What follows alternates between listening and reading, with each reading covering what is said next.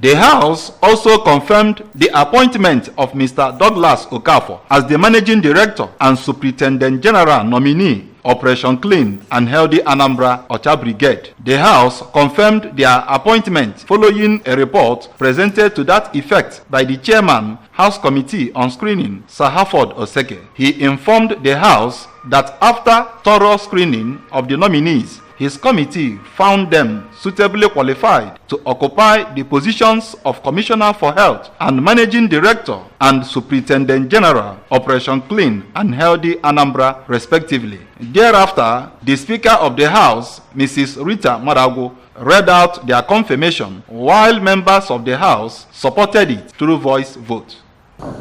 We recommend that Engineer Felix Douglas Okafor, having been screened and found worthy, the committee therefore has no doubt than recommending him to be confirmed as the General Superintendent General of Operation Clean and Healthy Environment, Ocha Brigade. The committee also wishes to express our gratitude for the opportunity given to her to serve and urge the Honorable House to adopt and approve the recommendation. Those in support that this nominee be confirmed, say aye. Aye. Those again say nay. The ayes have it. From the State House of Assembly, it's been Chukwuemeka Modelem.